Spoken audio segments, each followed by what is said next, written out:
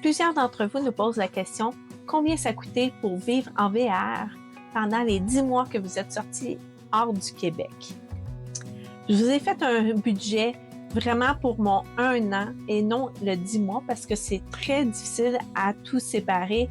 Il y a les assurances, il y a les réparations du véhicule, donc ça rentre dans mon année. Et c'est très surprenant. Ouch!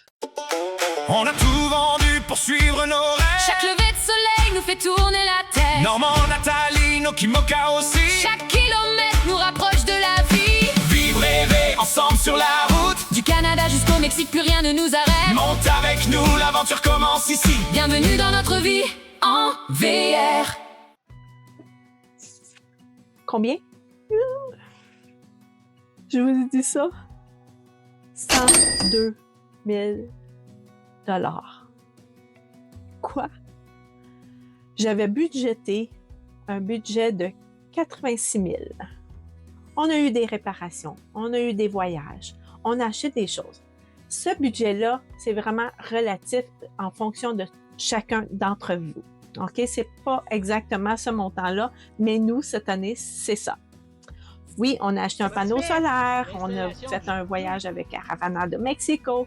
C'est toutes des choses que c'est pas du non planifié.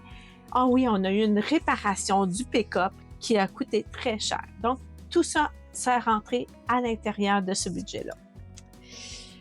Donc, pour expliquer et répondre vraiment à votre question, combien ça nous a coûté, sur certaines catégories, je vais ressortir mon tableau de catégories,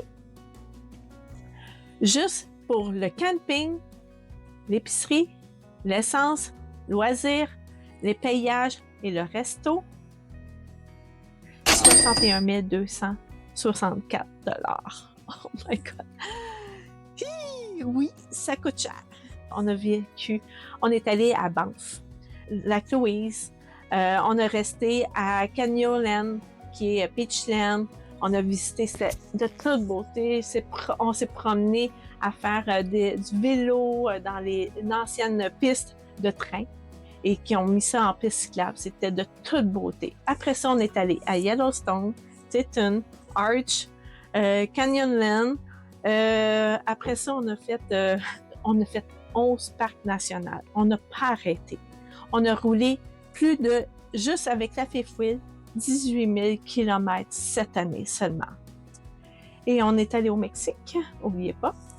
On a fait un super beau voyage, c'était de toute beauté. On était avec Caravana de Mexico. Je vous le conseille fortement. Si c'est la première fois que vous allez au Mexique, c'est une belle compagnie.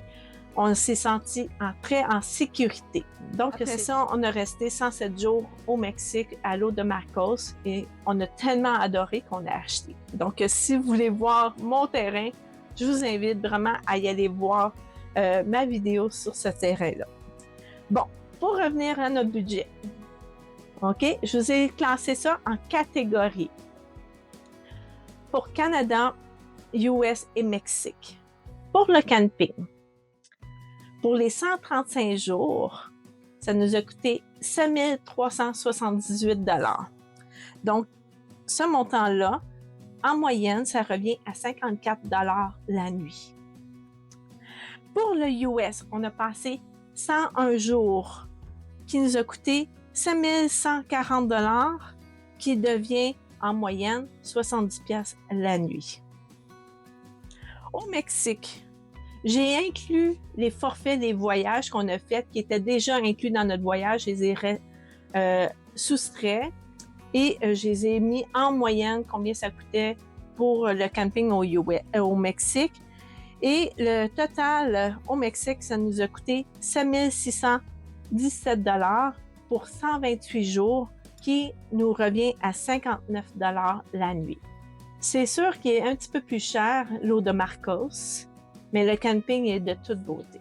Vraiment. On va y aller pour les restos. OK? L'épicerie et le resto qui sont combinés ensemble, ça nous a coûté 16 917 $. Au Canada, c'est quoi les catégories Canada, Mexique, US? Canada, 6 562 $. On a passé juste 870 $ de restaurant pour le Canada. Donc, il nous fait un total de 48,61 $ par jour.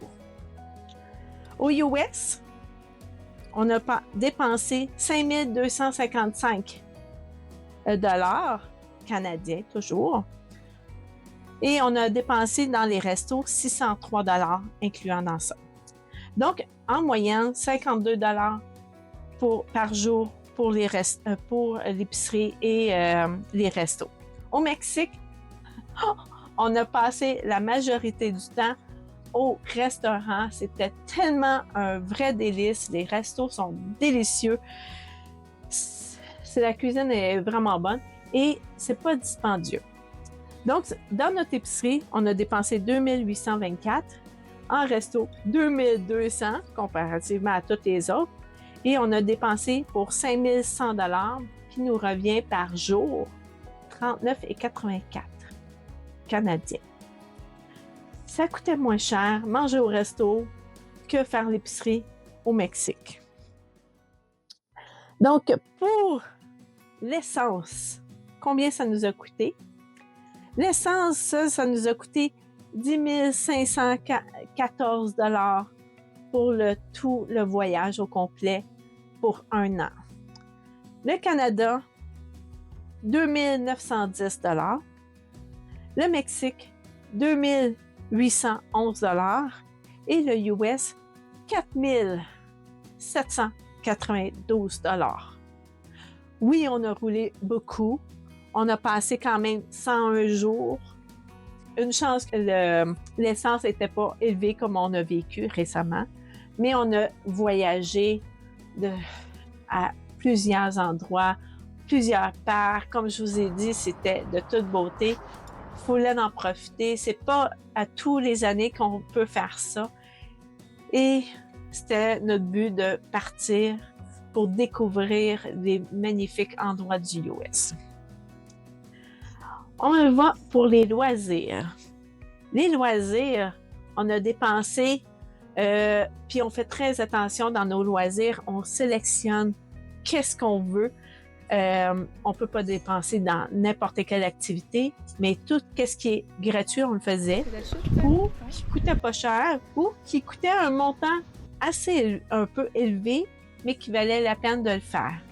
Donc, pour le Canada, on a dépensé en loisirs 462 $.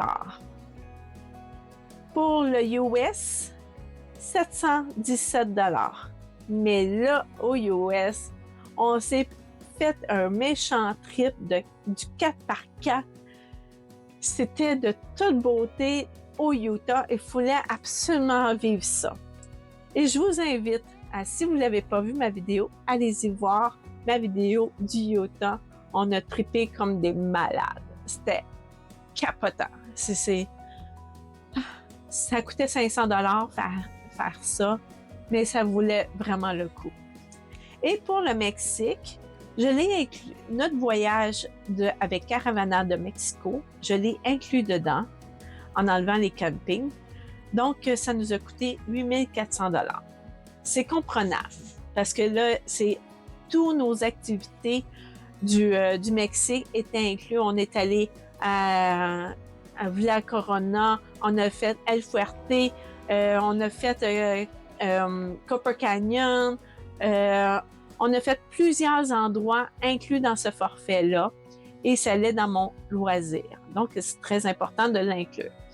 Mais c'est de toute beauté. Je vous invite vraiment à voir mes vidéos qu'on a fait sur notre voyage avec Caravana de Mexico. Tout le trajet qu'on a fait, c'était de toute beauté. Je vous recommande ce voyage-là, le Copper Canyon. Pour continuer, les payages. OK? Ici au Canada, on n'a vraiment pas beaucoup de payages. La seule payage qu'on a fait, c'était quand on a traversé les lignes, il y a un pont, donc ça nous a coûté 18,92 $.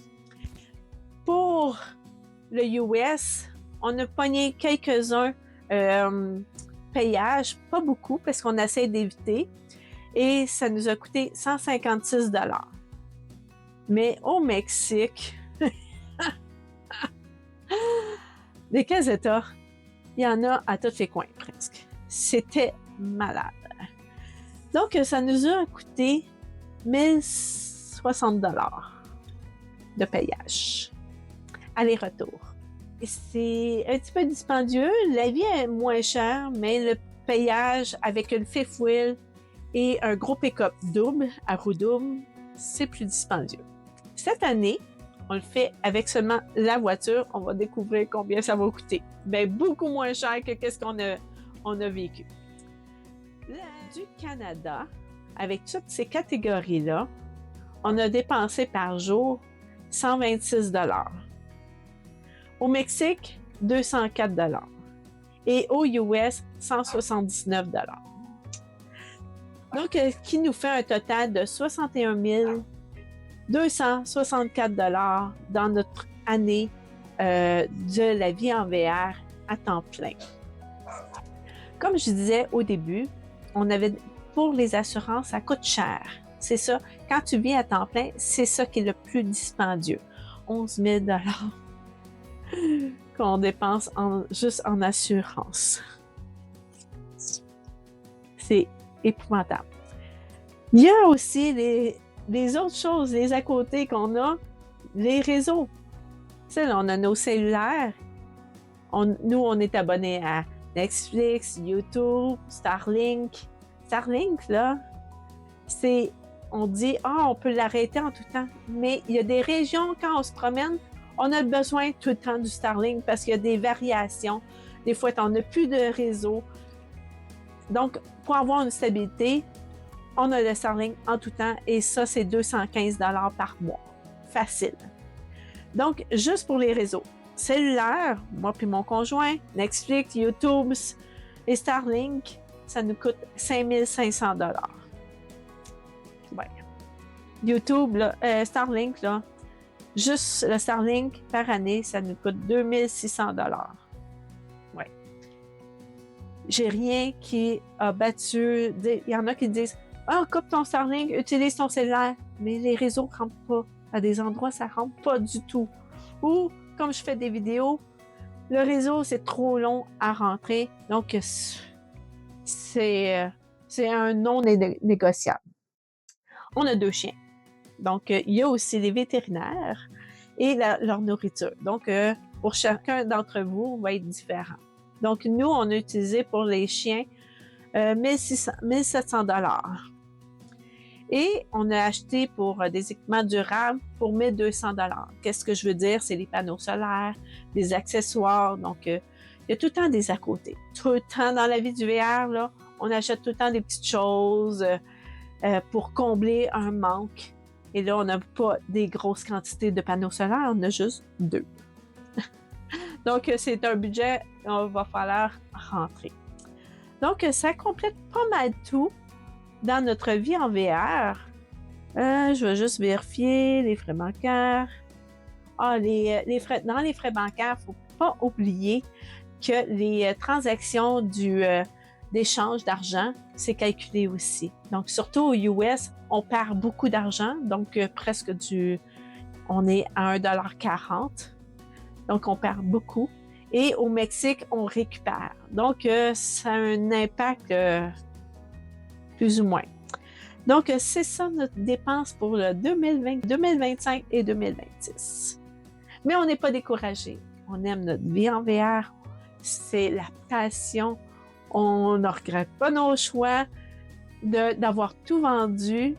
Oui, c'est peut-être la maison, ça coûte moins cher, possiblement. Parce que je n'ai pas fait mon calcul pour ça. Au revoir. Mais on ne vit pas partout la même chose. Là, on découvre des beaux endroits magnifiques. On se promène. On reste stable. Des fois, il faut rester stable, mais c'est de toute beauté. Donc, est-ce qu'on regrette notre choix? Pas du tout. On adore notre vie en VR. Sur ça, j'espère que ça vous a éclairé. J'espère que je vous ai inspiré à faire un bon budget. Donc, j'espère que ma vidéo vous a aidé à faire votre budget, voir c'est quoi vos dépenses et c'est où ce qu'on dépense le plus dans la vie du VR. Sur ça, je vous remercie beaucoup et on se voit dans une autre vidéo. Et dites-moi aussi, est-ce que vous feriez ça, un voyage à temps plein en VR? Et est-ce que vous faites votre budget? Est-ce que vous respectez votre budget? Ces 3 questions-là, j'attends vos réponses. Donc, ciao, merci beaucoup et à la prochaine.